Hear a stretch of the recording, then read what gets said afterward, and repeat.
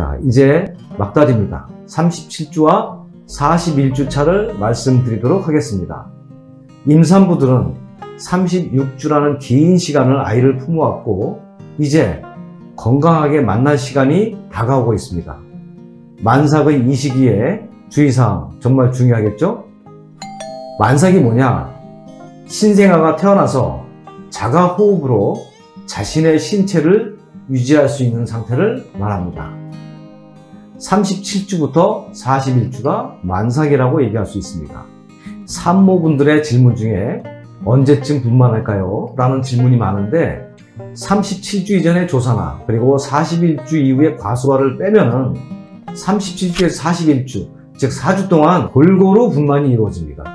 매일 약 3% 정도의 확률로 분만이 이루어진다고 보면 됩니다. 또한 예정일에 정확히 분만할 확률도 마찬가지로 2~3% 정도입니다. 주변에 예정일에 정확히 분만하신 산모분이 흔치 않은 이유입니다.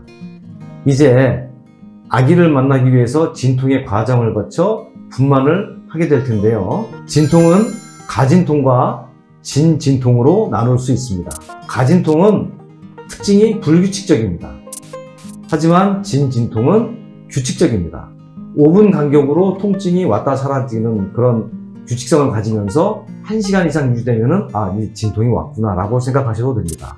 또한 가진통인 경우에 그 진통의 강도가 동일하거나 또는 줄어듭니다. 하지만 진짜 진통은 강도가 점점 강해지는 것이 특징입니다. 또한 가진통 같은 경우에는 엎드리거나 배를 구부리거나 해서 통증이 완화되는 자세가 있을 수 있으나 진짜 진통은 어떠한 자세를 취해도 통증의 강도가 완화되지 않습니다. 가진통에서 통증의 위치를 살펴보면 주로 복부의 아래쪽에서 통증이 있는 경우가 많은데 진진통인 경우에는 복부 전반, 특히 상복부와 허리 통증이 더 세다는 것을 알 수 있습니다. 그리고 이슬이라는 것이 있는데 가진통 같은 경우에는 이슬이 없고 진진통은 이슬을 동반하는 경우가 있습니다. 자, 분만 시간이 보통 얼마나 걸릴까요? 평균으로 따져서 초산모는 9시간 정도의 진통을 한다고 되어 있고요. 경산모인 경우는 6시간 정도 소요된다고 이렇게 통계적으로 나와 있습니다. 이렇게 오랜 시간 진통을 하는 이유는 뭘까요? 태아의 머리와 산모의 골반이 정확히 일치하지 않기 때문에 태아의 머리와 산모의 골반이 서로 서서히 적응되는 시간이라고 보시면 됩니다. 그런데 유도분만을 하게 되면 수술 가능성이 높다? 이런 질문 많이 하시는데요. 유도분만은 다음과 같은 경우에 합니다. 양수가 너무 적거나 또는 양수가 너무 많거나 태아가 너무 작거나 태아가 너무 크거나 임신성 당뇨가 있거나 임신성 고혈압이 있거나 또는 예정일이 초과된 경우, 이런 경우에 유도분만을 하게 됩니다. 실제로 유도분만을 했을 때 제왕절개 수술의 가능성은 조금 높다고 볼 수 있습니다. 하지만 반대로 유도분만을 해야 될 산모분들이 있는데 이분들이 유도분만을 하지 않을 경우에 제왕절개 가능성은 더 높아집니다. 유도분만을 통해서 조금이라도 더 자연분만을 성공시키려고 유도분만을 시도하는 것이라고 생각하시면 됩니다. 그리고 자연분만하고 제왕절개 어떤 방법이 좋을까요? 라고 여쭤보는 분들이 간혹 있으십니다. 제왕절개 수술은 기본적으로 자연분만을 하기 어려운 경우, 즉 전치태반이라든지 여가 등에서 이루어지는데 그 이외에 특이 소견이 없는 경우는 일단 자연분만을 원칙으로 합니다. 자연분만과 제왕절개의 장단점이 서로 반대입니다. 자연분만은 회복이 빠른 장점이 있지만 질이나 자궁, 방광, 직장이 처지고 늘어나는 단점이 있습니다. 제왕절개는 반대로 질이나 자궁, 방광, 직장이 처지고 늘어나는 단점이 없지만 회복이 조금 느리고 그리고 수술에 대한 위험성이 있다는 게 단점이라고 보시면 되겠습니다.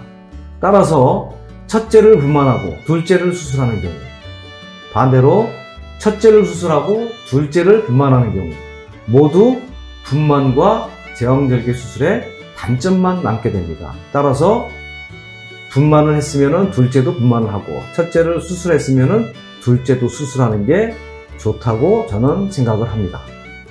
자, 이제 길고 긴 40주의 시간을 지나 소중하고 귀한 아기와 잘 만나셨죠?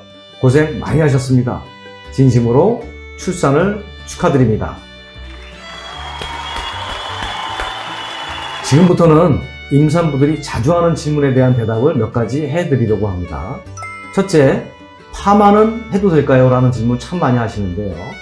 파마약은 기본적으로 단백질을 변형시키는 성질이 있어서 태아에 해롭습니다. 하지만 흡수되는 양이 극히 미미한 수준이기 때문에 큰 영향은 없는 것으로 알려져 있습니다. 따라서 파마를 하더라도 34주 이후에 하는 것이 좋겠다라는 것이 미국 산부인과 학회의 권장사항입니다.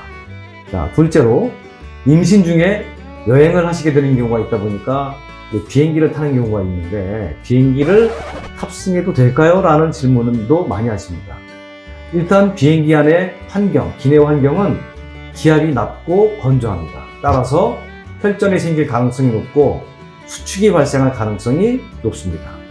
조기진통, 즉 자궁 수축이 잦거나 자궁 경부가 짧거나 전치태반이 있는 경우 탑승을 피하는 것이 좋습니다. 또한 기내에서는 수분을 충분히 섭취하면서 자주 화장실에 가는 방법 등으로 걷는 것이 혈전 예방에 좋습니다. 임신 주수에 따른 안정성을 고려한다면 보통 16주에서 32주 사이에는 탑승이 가능합니다. 셋째로, 몸은 점점 무거워지고 숨도 가빠지게 되면서 운동량이 줄어들게 되겠죠. 운동을 얼마나 해야 되는 건지, 꼭 필요한 건지 한번 살펴보겠습니다.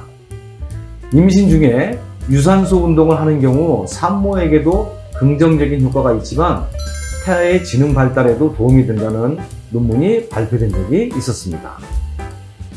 운동의 강도와 지속 시간은 주관적인 기준에 따라 결정하시면 됩니다. 즉 걷기를 예를 들어 설명드리면은 10분만 걸어도 힘들면은 중단하시면 됩니다.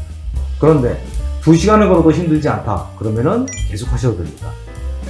다분히 주관적이라고 생각하시면 됩니다.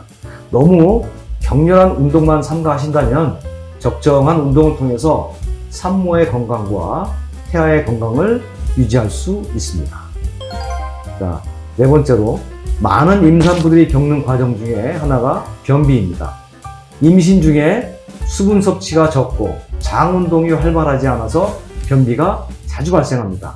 먼저 변비약을 복용하시기 전에 유산균과 푸른 주스를 하루 3회까지 복용해 보시고 그래도 해결이 되지 않을 경우에는 변비약 복용을 권해드립니다.